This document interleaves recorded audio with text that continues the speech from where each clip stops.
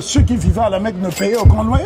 Tout était gratuit, excepté les frais d'électricité. L'État congolais, l'État avait acheté, mais le Congo est producteur de pétrole, les troisièmes producteurs. Donc ça veut dire qu'aujourd'hui, est-ce que ça a été revendu? L'immeuble a été vendu en 1983 par l'État congolais. Et justement, les résidents ont été très surpris parce que ça faisait des décennies que les gens vivaient à la Mecque.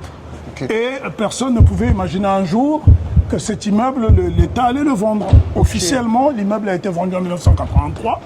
Mais il y a aussi certaines langues qui disent que l'immeuble aurait été récupéré par les barons du régime. Alors, ici, là, partout, il y avait des chaînes. Et c'est sur ces chaînes que les Congolais s'adossaient.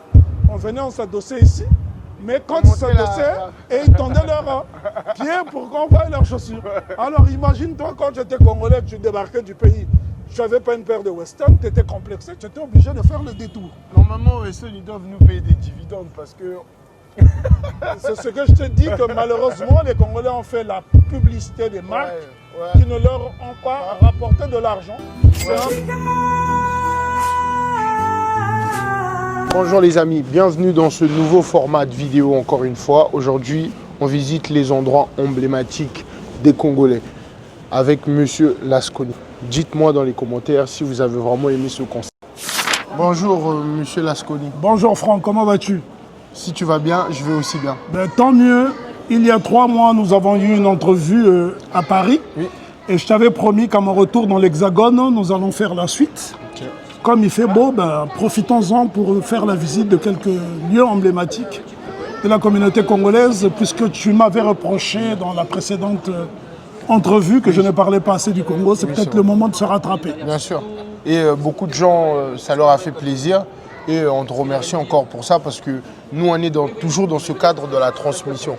Est-ce que tu peux te présenter, s'il te plaît, pour les gens qui vont te découvrir dans cette vidéo au cas où? Je m'appelle Ngombulu Yasangi Yamina Bantu Lasconi. Lasconi est mon patronyme. Mon prénom est kilométrique, c'est un prénom totémique Congo, qui signifie le lion de la brousse qui dévore les braconniers. Je suis enseignant, chercheur pluridisciplinaire, globetrotter, entre autres.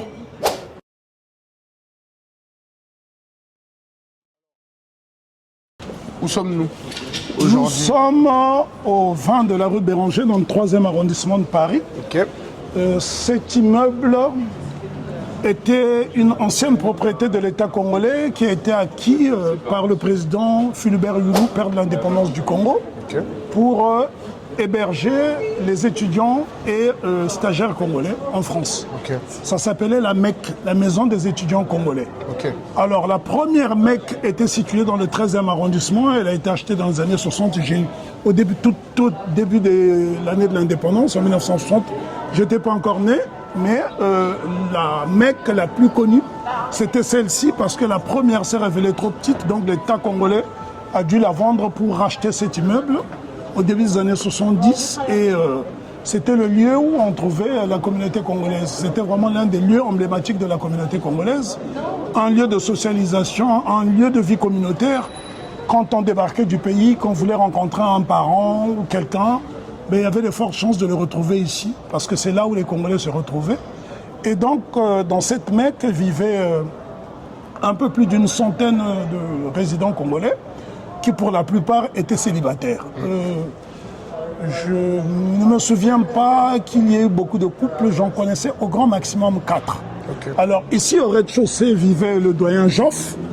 Le doyen Joff vivait exactement dans cet appartement, c'était l'un des rares à être marié. Il était couturier, il était également le retoucheur attitré des Congolais qui vivaient dans cet immeuble.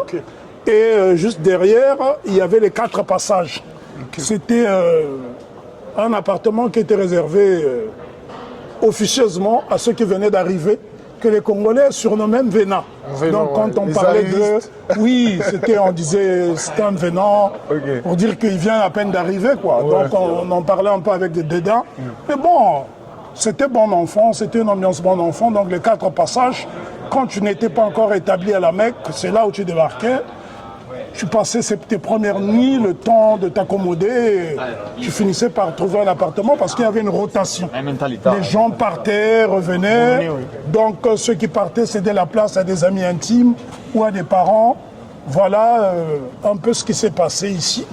Alors il y avait au 2e étage l'appartement d'un aîné qui s'appelait Denis. Allez-y. Je tairai son nom de famille parce que je n'ai pas reçu autorisation de le citer nommément. Lui, il vivait là, il avait une femme asiatique. Ok. Denis, c'était l'un des hommes les plus... En fait, son appartement était le plus coquet. En tout cas, quand on rentrait dans son appartement, on était impressionné. C'était un Pontenegré, il est toujours en vie, je crois.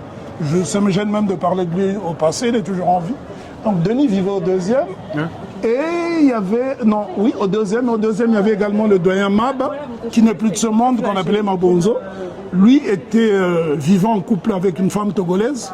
Donc c'était... Il y a quand même 5 étages. Oui, 5 étages, 5 étages. Ça prouve bien que l'État-providence existait au Congo. Parce que nous, on entend la Mecque, mais parce que la Mecque a aussi un petit lien avec la SAP.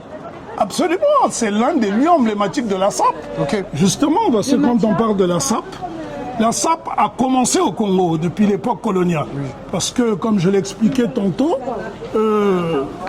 la SAP, c'est un héritage colonial. Okay. Il y a une part d'aliénation dedans, mais c'est rentré dans les mœurs au Congo. Aujourd'hui, c'est un mouvement qui est souvent associé au Congo, aux deux rives du fleuve Congo, mais particulièrement le Congo-Brazzaville, qui est vraiment le berceau de ce mouvement qu'on appelle la société des ambianceurs et des personnes élégantes. Mais toi, tu habitais où? Moi, je n'ai jamais vécu ici. Ah bon? Parce que j'ai fréquenté la Mecque en tant qu'adolescent et mes parents y étaient fermement opposés. Okay. Parce que pour certains Congolais conservateurs de la génération de mes parents, la Mecque n'avait pas bonne presse. Okay. Pourquoi? Parce que beaucoup de ceux qui vivaient ici avaient abandonné les études. Okay. Donc, c'est ce qui explique qu'à un moment donné, quand le régime au Congo, du monopartisme, puisque le Congo était marxiste-léniniste à l'époque, le régime devenait de plus en plus répressif. La Mecque est devenue un bastion de l'opposition congolaise. Okay. Et c'est ce qui explique que l'État, à un moment donné, s'est déchargé, les résidents étaient abandonnés à eux-mêmes, dans le sens où ils devaient prendre en charge les frais d'électricité et d'eau. Donc, comparé aux moyens de l'État, c'était pas évident. Donc, à un moment donné, quand on arrivait à la Mecque, ben, les couloirs étaient obscurs. C'était complètement obscur. Okay. Pour monter, à l'époque, le portable n'existait pas, donc les gens étaient obligés de se doter de torches pour pouvoir monter aisément, parce que c'était obscur. Dans les appartements, il y avait de l'électricité et l'eau, bien entendu, mais dans les couloirs, il n'y avait plus d'électricité. Mais c'était juste de la location ou ils avaient vraiment acheté? Non, c'est-à-dire que ceux qui vivaient à la Mecque ne payaient aucun loyer.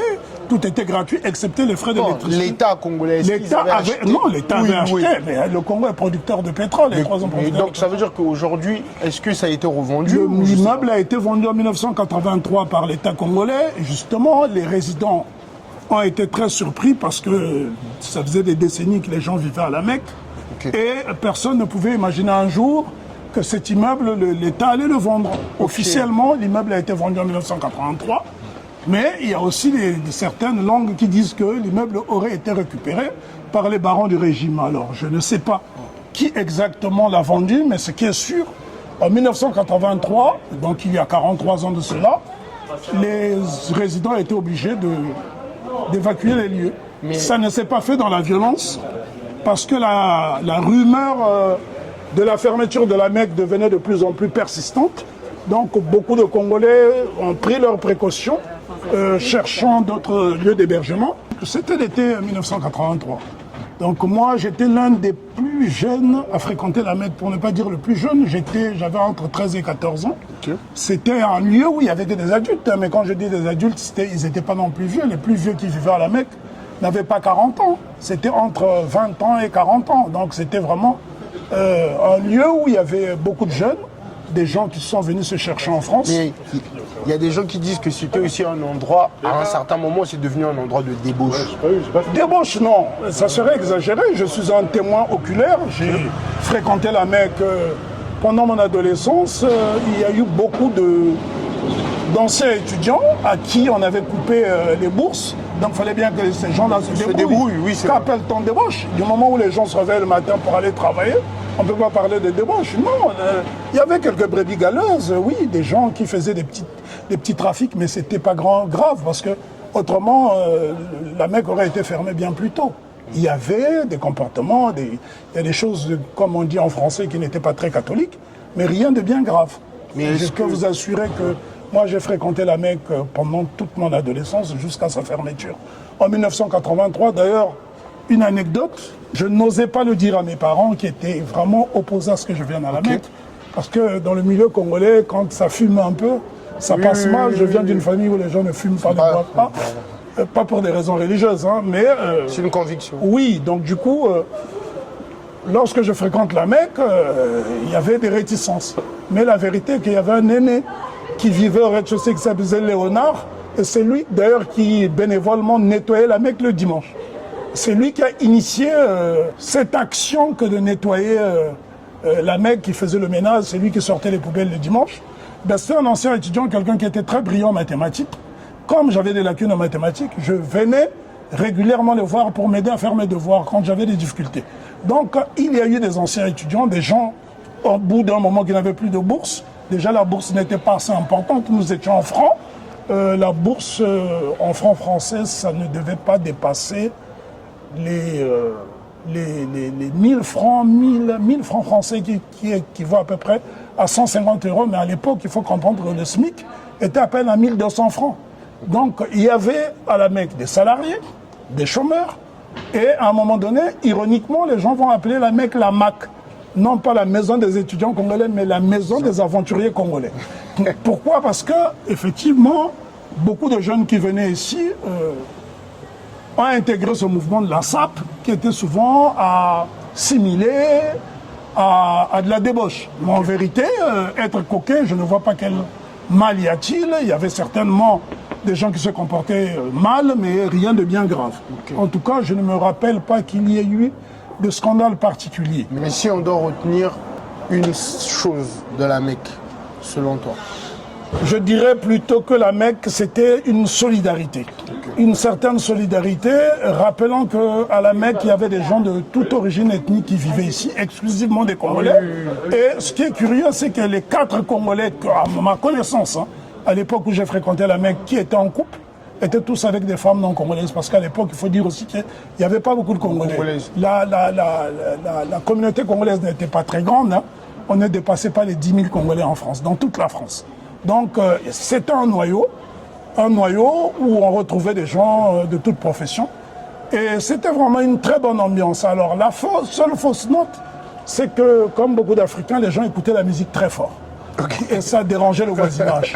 Et quand on parle par exemple, quand tu dis par exemple que tu aurais entendu débauche, je te signale que juste en face de la Mecque, il y avait une maison qui fabriquait des chapeaux de luxe, ce qu'on appelle une chapellerie. Donc c'était un grand chapelier, il y a des Congolais qui travaillaient là. Et quand on est chapelier, c'est un métier très, très prisé, parce que c'était des chapeaux de luxe qu'on peut voir dans les derbies d'Epsom, par exemple, en Angleterre. Ce sont des Congolais qui les fabriquaient. Donc parmi les résidents à la Mecque, il y avait des gens qui avaient des métiers, il y avait des couturiers, il y a des gens qui ont appris toutes sortes de métiers, mais il y avait aussi des brebis galeuses. Il y a un détail que j'ai failli oublier qui est très important, c'est que lorsque l'État congolais s'est déchargé de la Mecque, c'est-à-dire que tous les frais, électricité, eau étaient à la charge des résidents. Les résidents n'avaient pas les mêmes moyens que l'État. Oui. À un moment donné, l'immeuble a commencé à se délabrer. Et donc derrière, c'était vraiment saturé de poubelles, excepté l'initiative prise par le doyen Léonard, qui bénévolement sortait les poubelles. C'est à un moment donné, les conditions d'hygiène n'étaient vraiment pas assurées. Ça, ce sont des choses qu'on peut déplorer. Mais rassure-toi que les gens qui vivaient à la Mecque, pour la plupart, étaient intégrés parce que la France des années 70, la France des années 80, avait beaucoup de viviers culturels. Il n'y avait pas cette culture de Nganda comme celle qu'on peut voir aujourd'hui. C'est ce qui explique que beaucoup de gens qui ont quitté le Congo, qui ne parlaient même pas un mot de français, ce qui est d'ailleurs rare. Hein. En général, les Congolais sont des gens très scolarisés. Mais pour la plupart, ce sont des gens qui fréquentaient certains lieux, qui a fait que ces gens ils sont constitués un certain bagage intellectuel. Ok, on continue la suite. Voilà. On y va. Nous sommes au croisement de la rue Béranger et de la rue du Temple. Aujourd'hui, il y a le magasin Marionneau qui se trouve à cet endroit. Mais à l'époque, c'était vraiment une enseigne emblématique. C'était le Café Béranger. Le Café Béranger était le lieu où une certaine élite congolaise venait se rencontrer. C'était un lieu de rencontre. Ceux qui ne voulaient pas forcément se rendre à la Mecque venaient ici.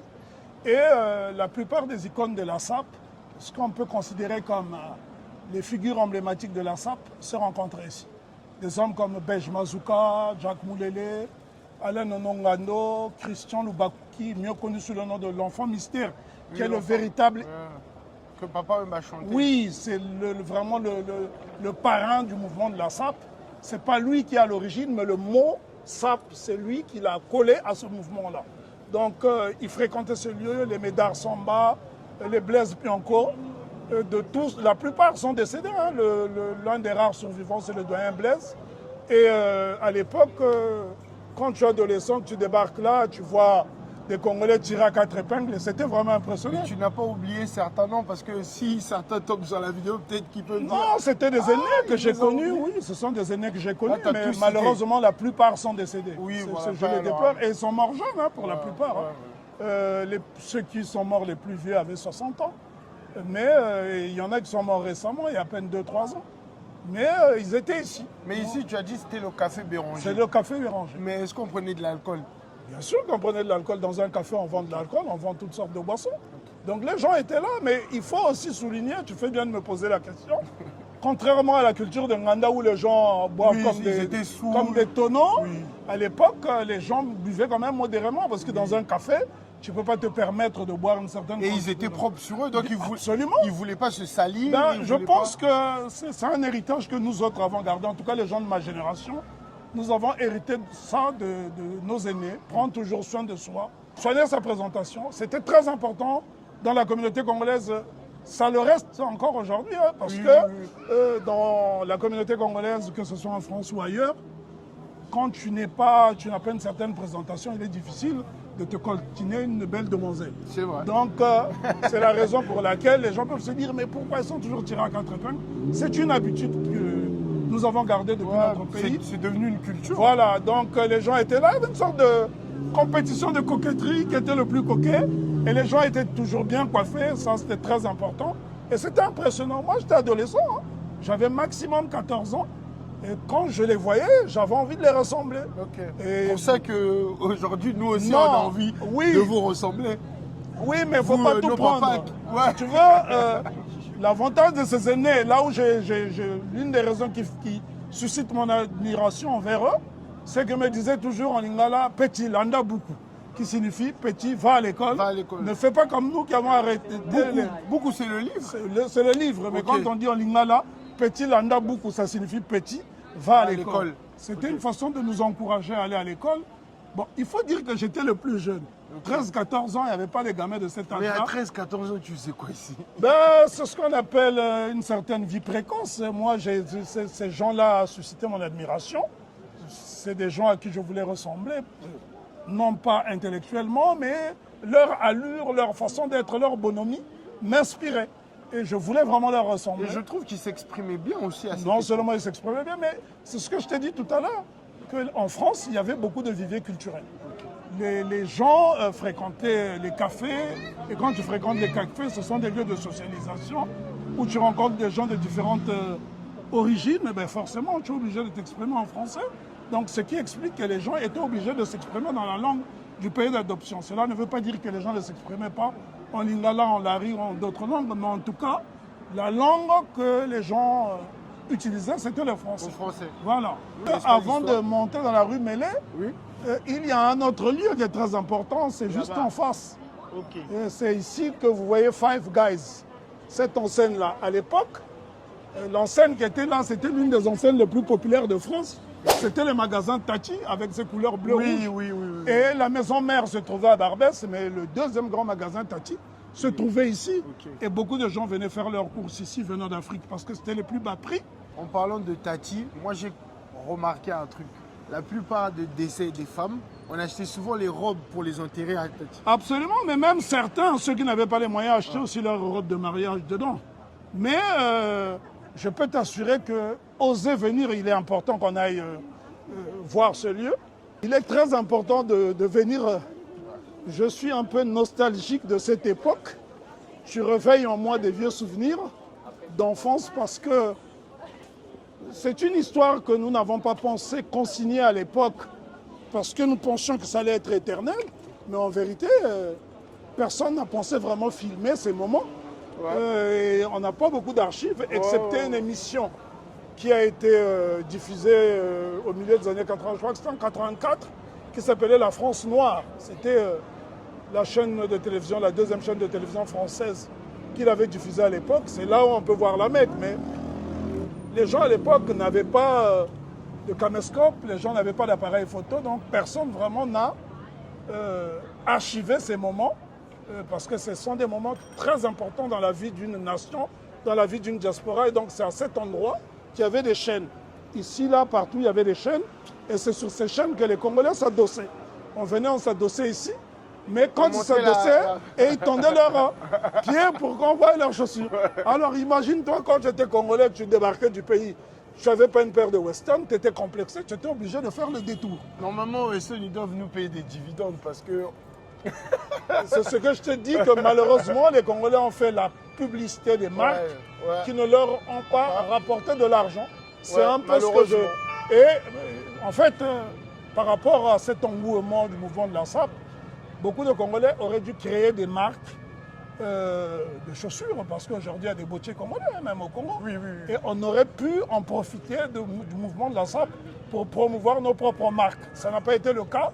C'est l'un de mes plus grands regrets. Alors, quand tu voyais les gens ici, ils avaient les triples semaines, tu sortais ici, tu voyais les gens tirer à 4 épingles, et tu allais au café Béranger, c'était encore mieux. Et ça t'incitait, toi aussi, à économiser pour acheter les paires du Weston. Donc, beaucoup de gens se sacrifiaient leurs maigres économies pour avoir une collection. Pas que des Weston, il y avait d'autres marques de chaussures que je ne citerai pas, parce que je ne suis pas là non plus pour faire de la publicité pour des marques qui ne me rémunèrent pas. C'est très important et donc voilà. Et cet endroit était aussi la boîte aux lettres. Pourquoi? Parce que à l'époque, Internet n'existait pas. La poste fonctionnait encore au Congo. Donc les gens, quand ils venaient du pays, qu'ils avaient des courriers, du courrier à remettre ou un colis, c'était ici. Donc aujourd'hui, c'est devenu Gare du Nord. Et même quand tu ne connaissais personne en France, il suffisait que tu dises que je suis congolais, je viens du pays, il y avait de fortes chances que te ramène quelque part pour t'héberger. Donc cette solidarité, cette solidarité, on ne peut pas non plus la minimiser. Parce qu'aujourd'hui, c'est un peu plus difficile de trouver un endroit quand on arrive, quand on n'a pas un parent en France. En tout cas, beaucoup de gens débarquaient. Moi, je me rappelle, un jour, je sortais de l'école, j'étais au collège. J'arrive ici et je rencontre des aînés du quartier qui venaient d'arriver du Gabon. Parce que le Gabon était aussi un lieu de passage par lequel les Congolais venaient en France. Parce qu'à l'époque, il y avait la sécurité d'État. Et la sécurité d'État empêchait les Congolais de voyager facilement. Pour sortir du Congo, il fallait avoir une autorisation de sortie, avoir un passeport. C'était une véritable prise de tête. Et malheureusement, ça continue encore aujourd'hui. Mais c'est grave. C'est bien pour dire que le passeport a été un des talons d'Achille de l'administration congolaise. Et donc, quand tu n'arrivais pas à avoir un passeport, beaucoup voyageaient avec des fascicules de marins. Soit par la RDC, soit par le Gabon. Parce qu'à l'époque, au Gabon, il y avait une économie assez florissante, la construction du Transgabonais. Donc beaucoup de Congolais sont passés par le Gabon, se sont fait un capital avant de voyager. Et au milieu des années 80, ça va être l'Angola. Beaucoup de gens vont passer par l'Angola, qui avait plus ou moins un régime identique à celui du Congo, mais à la dure marxiste-léniniste. Donc, quand tu avais certains produits venant du Congo en Angola, tu pouvais facilement avoir de l'argent pour te payer un billet d'avion. Mais là, quand tu arrives dans ce genre d'endroit, quel souvenir te revient? Je suis nostalgique d'une belle époque. Une époque où il y avait une bonne ambiance, où les gens étaient sympas, il y avait moins de violence. Ce que je retiens de cette époque, c'était la solidarité communautaire. Les gens étaient jeunes pour la plupart. Et j'avais l'ambition un jour de rentrer chez eux. Ceux qui étudiaient rentraient, et surtout qu'à cette époque, quand même, l'administration congolaise fonctionnait assez bien, parce que la plupart des étudiants ou stagiaires qui vivaient à la Mecque ou ailleurs avaient droit à des colis, à des kilos. L'État congolais, tu allais à l'ambassade du Congo, on te donnait des bons qui te permettaient d'aller payer en transit. Donc on avait la possibilité de prendre un conteneur pour emmener ces meubles, tout ce qu'on avait acquis en France pour rentrer au pays avec. Donc l'État prenait en charge vraiment de ses citoyens. Mais bizarrement, c'est là aussi il y avait les régimes les plus répressifs Parce que n'oublions pas que dans l'histoire du Congo, il y a toujours eu cette intolérance politique. À l'époque du monopartisme, il y avait ce qu'on appelait les petits matins. On pouvait débarquer chez toi, t'enlever, aller t'assassiner. Donc, curieusement, au moment où il y avait le monopartisme, c'est-à-dire que la parole était vraiment muselée, l'opposition était vraiment muselée, les gens avaient quand même la possibilité de rentrer chez eux, d'aller s'épanouir professionnellement. Et c'est ça le contraste en fait. Mais en parlant de ça, je voulais juste te poser une question. Qu'est-ce que tu penses aujourd'hui de la réélection du président de la République au Congo? Avec ce score qui est vraiment je pense que les Congolais, spectaculaire. Les Congolais ne sont pas surpris. Okay. Depuis que ce régime est revenu au pouvoir par les armes, ça sent la triche, et c'est pas moi qui le dis. André Okombi Salissa, qui est un des prisonniers politiques au Congo qui faisait partie du mouvement, a dit qu'il a fait partie de la machine à tricher. Donc quoi d'étonnant que le dirigeant congolais, bien aimé entre guillemets par son peuple, puisse atteindre 94%. Je trouve même que c'est faible comme score. Il aurait dû faire carrément 100%. Quand on triche même, il faut tricher avec une certaine élégance. Et là, franchement, c'est outrageux. Parce qu'il y a des gens qui disent qu'il y a eu une abstention, surtout à Pointe-Noire. Non, pas qu'à Pointe-Noire, même à Brazzaville, les gens n'ont pas voté. Il y a eu beaucoup de gens, on a emmené des caméramans de Télé Foufou, qu'on appelle Télé Congo, qui ont été filmés certains endroits parce qu'on a payé des gens. Dans une élection, on ne va pas donner de l'argent aux électeurs. Quand on est vraiment aimé de son peuple, on n'a pas besoin de distribuer de l'argent. Aujourd'hui, tout le monde est devenu potentiellement journaliste pour le meilleur et pour le pire. Avec un téléphone portable, on peut capturer des scènes de vie courante et on a pu voir des gens en train de donner de l'argent. Mais moi, je suis désolé, hein. Si tu vends ta dignité pour 5 000 francs, 2 000 francs, tu vends 5 ans de ta vie à un régime, ça veut dire que tu es conscient. Après, on va ce n'est pas de la conscience, c'est la faim. Une jeunesse qui est prise en tenaille par le chômage. Qu'est-ce que tu veux que ces jeunes-là fassent? Certains jeunes ont des enfants, ils ont 2-3 enfants à la maison, ils ne peuvent pas les nourrir correctement. Quand ils ont l'opportunité d'aller prendre de l'argent, ils sont obligés de le faire. Ventre affamé n'a point d'oreille. Moi, je ne les blâmerai pas pour ça. Effectivement, c'est une question avant tout d'éthique, mais aussi de dignité, parce que quand on a perdu sa dignité, c'est fini. Mais en même temps, je peux comprendre quand on a affamé un peuple, mais ces résultats ne sont pas conformes aux réalités. Même les gens qui soutiennent ce pouvoir le disent. Aujourd'hui, il suffit d'aller sur Internet. L'Internet aujourd'hui est devenu un véritable baromètre. Bien sûr. Donc on peut voir qui a fait quoi. Okay. Personnellement, je ne prête même pas attention à ces élections. Pour moi, c'était une parodie d'élection, comme les précédentes d'ailleurs. Donc pourquoi s'offusquer de la tricherie aujourd'hui? Ça s'est toujours fait depuis tout. De toute façon, il a dit ils ne sont pas là pour durer éternellement. Mais ils sont déjà là depuis une éternité. 42 ans au pouvoir, c'est une éternité. Si encore ils travaillaient, on aurait fermé les yeux. Mais ils ne foutent rien. C'est que des bricolages de rafitola. Pourquoi attendre 3 mois avant l'élection pour construire des écoles? L'année scolaire, c'est 9 mois. Je suis enseignant. Monsieur le président de la République du Congo, bien aimé par son peuple, le grand bâtisseur infatigable, etc., pour être ironique, hein, a été enseignant. Il est enseignant de profession. Et il ne comprend pas la nécessité de construire des écoles. Donc c'est à 3 mois avant des élections qu'on commence à inaugurer quelques lycées à la va-vite. C'est se foutre des Congolais. Le Congo est un pays producteur de pétrole. Avec la rente pétrolière, les Congolais auraient pu avoir des établissements de référence comme on peut les voir dans certaines nations. Et d'ailleurs, l'histoire est ironique.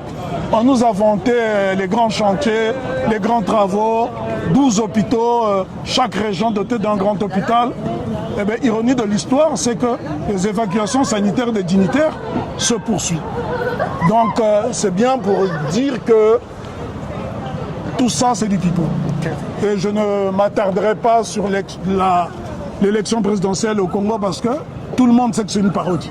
Les chaînes mainstream en ont parlé et je préférerais qu'on parle des choses beaucoup plus positives parce que nous avons besoin de promouvoir l'image d'une diaspora qui est méconnue. PS. Ici se trouvait le self-service. Comme je te l'ai dit, la plupart des Congolais qui vivaient à la Mecque étaient célibataires.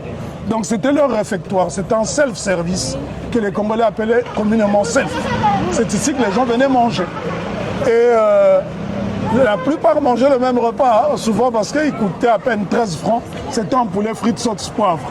Donc à chaque fois qu'un Congolais arrivait, les serveurs disaient tout de suite poulet frites sauce poivre. Ce sont des anecdotes que j'ai gardées de mon adolescence.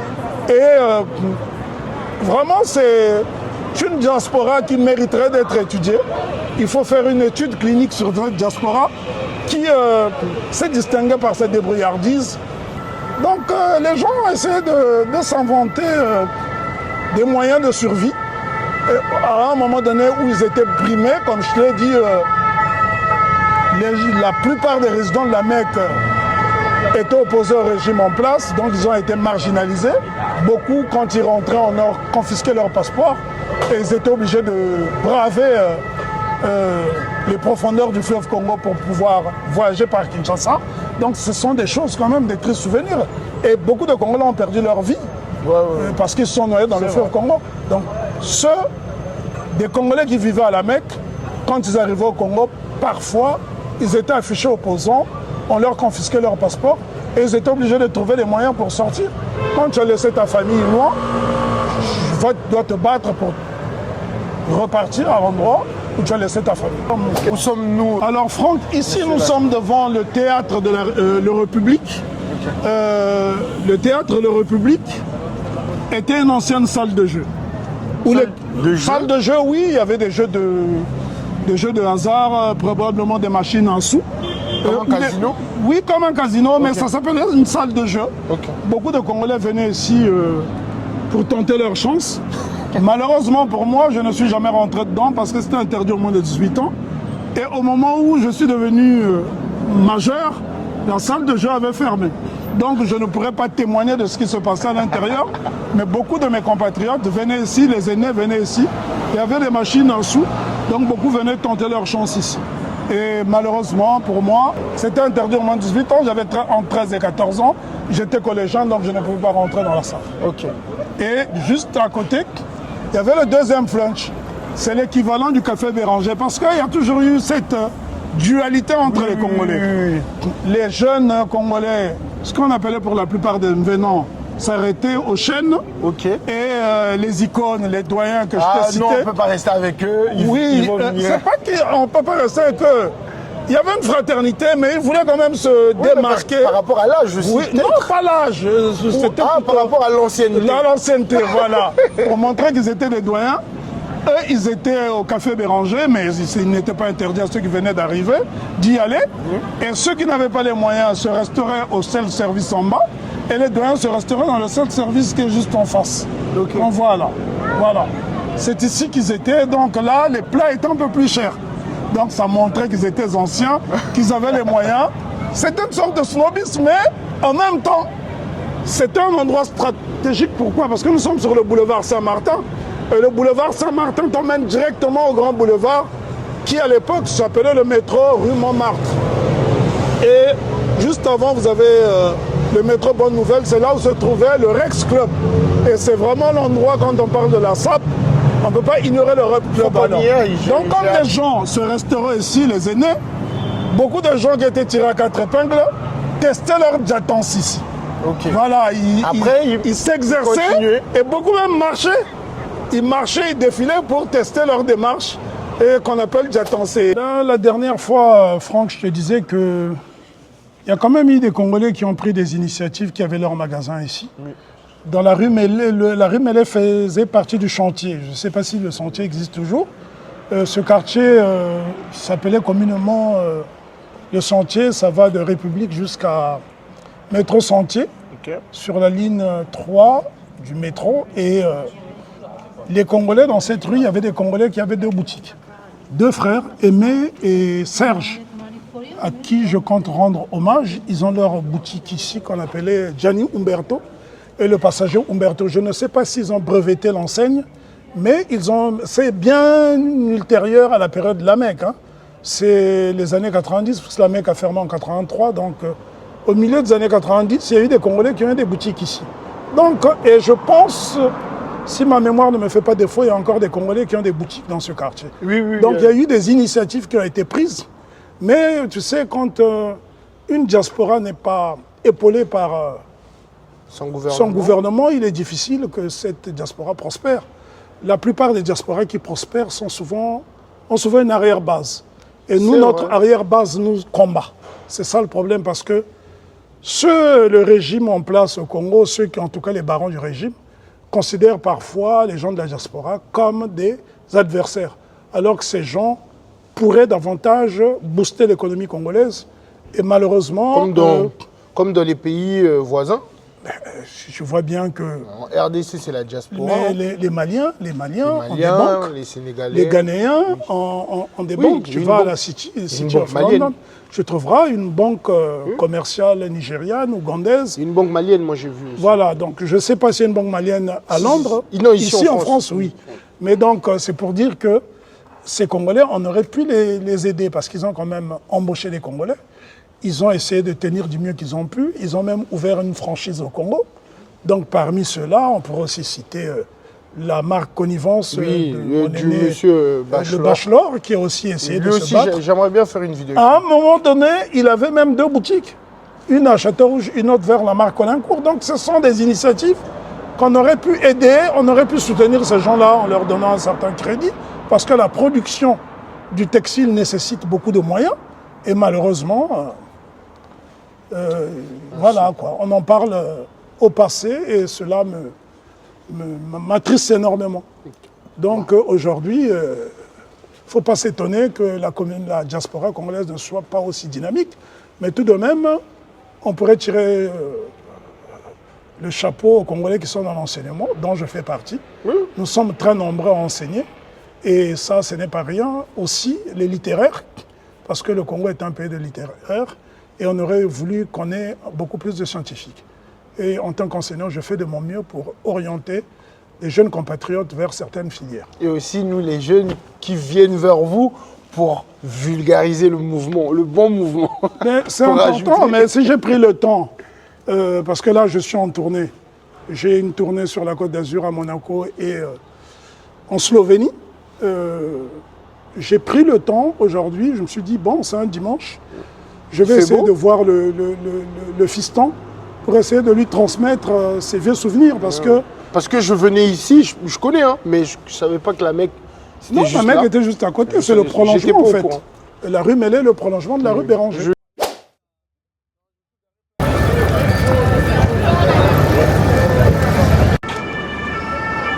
C'est là. Hein. Franck, j'aurais voulu te montrer davantage de coins parce que l'histoire d'une diaspora est souvent riche de lieux emblématiques, de lieux culturels. Bien sûr. Et je ne pouvais pas te parler de ces lieux sans passer par le Rex Club. Le Rex Club a été vraiment la boîte... Pourquoi ? Parce que c'est ici que le mouvement de la SAP a pris. Okay. La mayonnaise a vraiment pris ici. Et je dois signaler que cette boîte n'appartenait pas aux Congolais. C'est une boîte qui appartenait aux Français. Comme tu peux voir, le Rex Club, c'est quand même un lieu très connu, au même titre que l'Olympia, la salle Pléiel, le théâtre des Champs-Élysées ou les Folies Bergères. C'est un complexe cinématographique. Il y a plusieurs salles de cinéma, une grande salle de spectacle où on jouait Ray Charles. La seule fois où j'ai pu voir Ray Charles, c'était dans la salle à côté. J'ai pu voir également Sonny Rollins. J'en profite un peu pour extérioriser ma passion du jazz. Et Manu Dibango a fêté également ses 60 ans de carrière dans cette grande salle. Donc c'est pour dire que le Rex, c'est vraiment un lieu qu'il faut absolument connaître. Je n'ai pas besoin d'en faire la publicité puisque c'est connu du monde entier. Mais ce que les gens ne savent pas, c'est qu'en dehors de la salle mythique du cinéma, il y avait également une discothèque. Et cette discothèque a été prise d'assaut par la communauté afro. Et donc c'est ici que pour la première fois tu voyais les Africains du continent et les Africains de la diaspora historique, c'est-à-dire les afro-descendants, se mélanger. Parce qu'à l'époque, on ne se mélangeait pas beaucoup. Mais il y avait un DJ ici, à ce qui paraît, qui mettait oui, c'était le musique. DJ Dan, c'est un grand frère camerounais, et qui à l'époque était marié à une Congolaise. Donc je vois maintenant le... Voilà, c'était DJ Dan, c'était vraiment le DJ, c'était un Camerounais. C'était le meilleur DJ à l'époque. Et ce qui est bien, c'est qu'il a gardé encore ses vinyles de l'époque. Et moi, j'ai une question pour toi. Oui. C'est une question personnelle. Moi, on m'a appris que tu n'as jamais consommé de l'alcool. Non, que c'est faux. Je ne consomme pas d'alcool. d'alcool. Dire que je n'ai jamais consommé de l'alcool, ça serait mentir. Ok. On se doit d'être honnête. Mais comment ça se fait que tu aimais cet endroit alors que Bah, alors- que c'est pas ta cam? C'est anecdotique. Moi, de façon générale, je ne bois pas, je n'aime pas les excès. Je ne fume pas, je ne bois pas. À la rigueur même, je ne danse pas. Tu n'aimes pas les addictions? Non, seulement j'évite tout ce qui peut nuire à ma santé. Ok. Parce que mon ambition, c'est de vivre le plus longtemps possible. Parce que j'ai beaucoup de choses à accomplir. Tout ce qui peut nuire à ma santé, je l'évite. Et pour vivre longtemps, il faut essayer d'éviter. C'est vrai. Déjà même le téléphone portable, tout ça sont des choses dont je ne suis pas très coutumier. Mais Il décroche jamais. ce qui m'intéresse ici, c'est ce lieu, parce que sans ce lieu, le mouvement de la SAP n'aurait pas pris. Ouais. Parce que les gens souvent oublient que les diasporas peuvent aussi servir de vitrine à une nation. Donc ici, il y avait un DJ sénégalais, il s'appelait Mamadou, j'ignore son nom de famille. Il s'appelait Mamadou, il était petit de taille, il était bossu. Mais c'était un homme dont la voix portait tellement que c'est lui le premier qui va initier les concours de SAP. De SAP. Pas de Ok, mode. ok. Pas de mode, mais de SAP. SAP. Donc les gens, et c'est comme ça que les autres communautés, les communautés ivoiriennes, camerounaises, afro-caribéennes, vont se mettre également à se saper comme les Congolais. Donc souvent quand on arrivait ici, on dit ah, il est sapé comme un Congolais. Et là, ceux même qui nous critiquaient à l'époque, ils disaient ouais, les Congolais passent leur temps, économisent, ils crèvent la dalle pour juste acheter des paires de Western.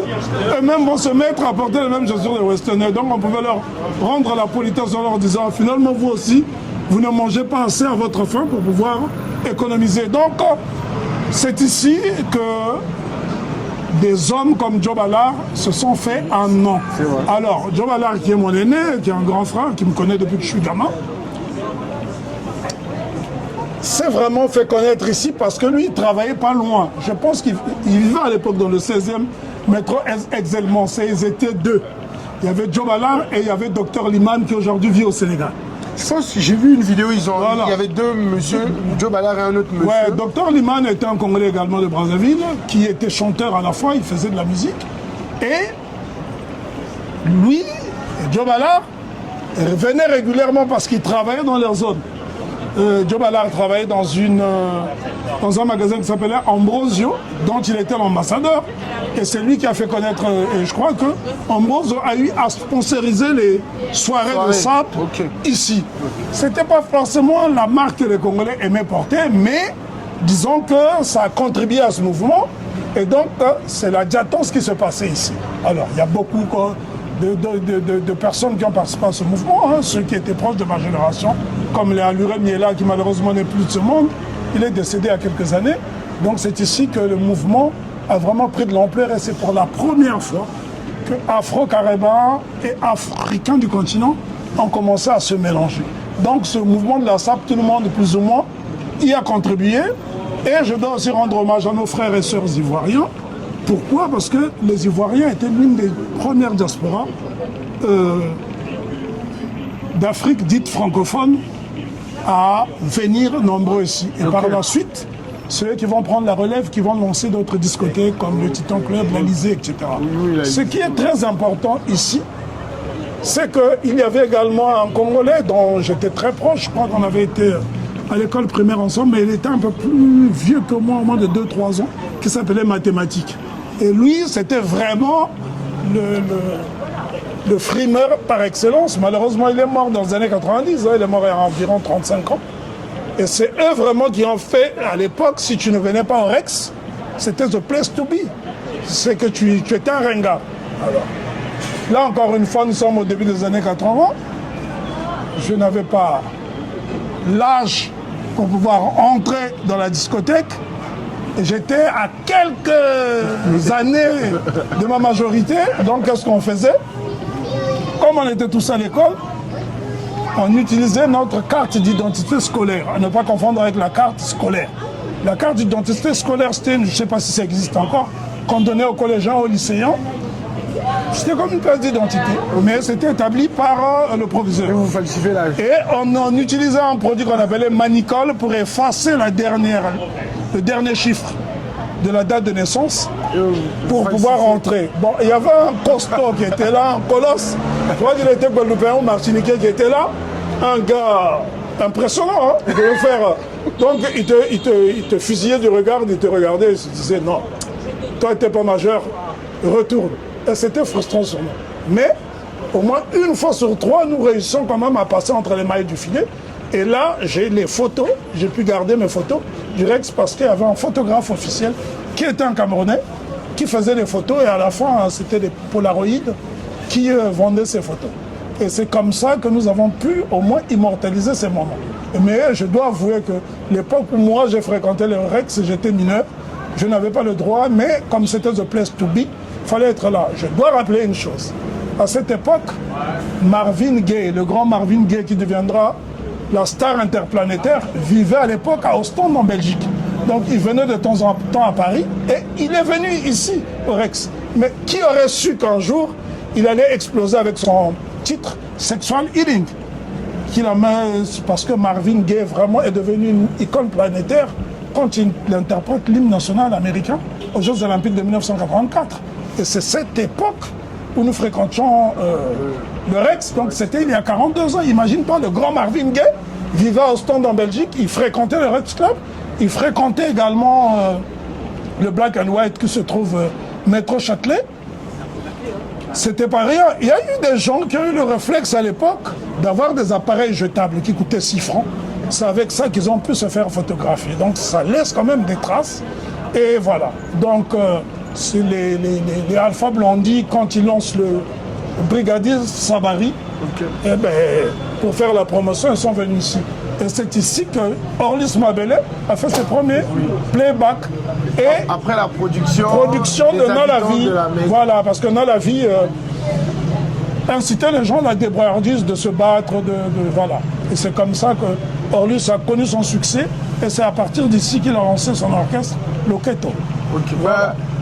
Franchement, merci beaucoup. Et pour finir la vidéo, je sais pas, toi tu pars en tournée. Quand tu reviens, j'aurais bien aimé qu'on s'entretienne pour parler du Royaume Congo, parce que beaucoup de communautés disent que nous sommes une communauté de faiblards. Mais j'aimerais bien qu'on puisse éclaircir certaines vérités. Bon, moi j'ai la chance. Tu ne peux pas être un faiblard quand tu as eu un Simon Kimbangu qui a fait 30 ans de prison. On va garder non, mais non, c'est important, il faut bien donner un aperçu. Tu ne peux pas être un faiblard. Quand tu as eu un Simon Kimbangu qui est resté 30 ans en prison, c'est quand même un Congolais qui est descendant du Royaume Congo. Oui.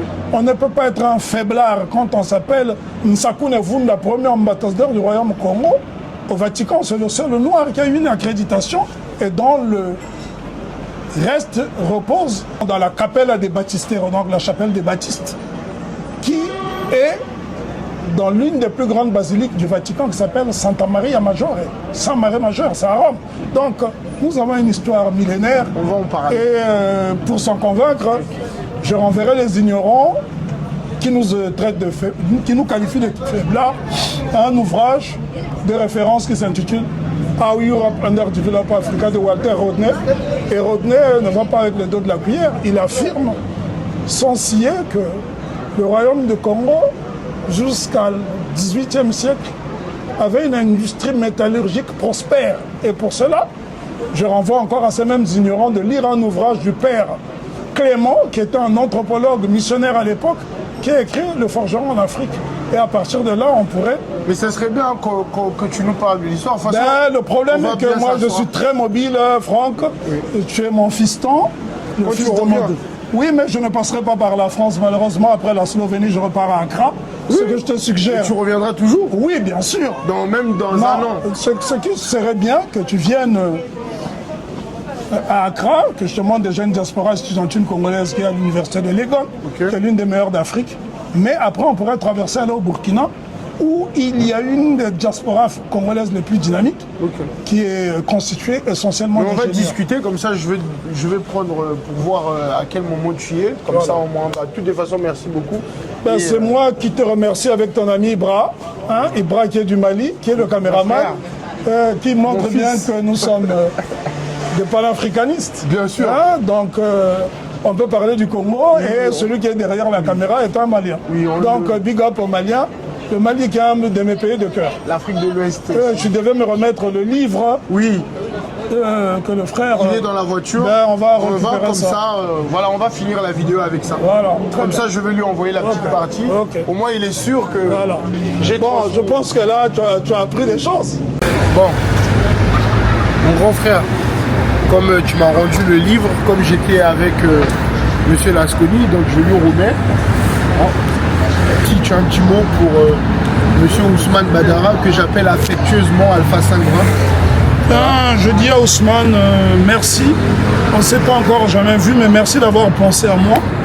Cet ouvrage, j'en ferai bon usage. Je prendrai le temps de le lire tranquillement lors de mes longs vols. J'ai justement une tournée à faire, donc pendant la tournée, je prendrai le temps de le lire. Et je ferai un retour en privé, mais en tout cas, merci infiniment. Les livres, ce sont vraiment les cadeaux que j'apprécie et merci d'avoir pensé à moi. On peut ne pas avoir les mêmes convictions, on peut ne pas appartenir à la même confession religieuse, mais le fait d'être africain, et nous devons penser à libérer le continent intellectuellement, culturellement, militairement s'il le faut. Et merci infiniment de m'avoir offert ça. Le Sénégal, ton pays, ne m'est pas inconnu, puisque j'ai eu à faire des tournages, des films sur les talibans au Sénégal. Donc je connais très bien le Sénégal. J'ai été à Mour, j'ai été à Joal, j'ai été à Kaolack, j'ai été à Karang, j'ai été à Koungheul, j'ai été à Bakel, jusqu'à Kidira. Donc merci infiniment. Considère-moi comme un frère et donc... Il dit que tu es aussi son professeur. Ben, tant mieux, mais sauf que nous n'avons pas les mêmes convictions. Apparemment, lui, le panafricanisme, il considère comme un danger. Mais c'est discutable. Un jour, ça serait bien non, qu'on fasse mais quoi qu'il arrive, une discussion à trois. moi, je suis important. contre l'unanimisme. Je pense qu'il faut qu'il y ait des gens, des opinions divergentes pour faire avancer une cause. Mais ça n'empêche pas qu'on soit des vrais frères. Absolument, absolument. Et puis moi, je suis content de recevoir ça. Je crois que c'est en plus c'est un très beau livre. C'est un très beau livre. Non, c'est très bien fait et c'est propre et ça doit coûter. Non, franchement, félicitations. En tout cas, c'est un très beau cadeau. Félicitations Ousmane. C'est bien de produire, il faut transmettre. En tout cas, j'en ferai bon usage. Ça part dans ma bibliothèque à Accra. Là, je l'emmène directement en Afrique. Merci infiniment. Ciao.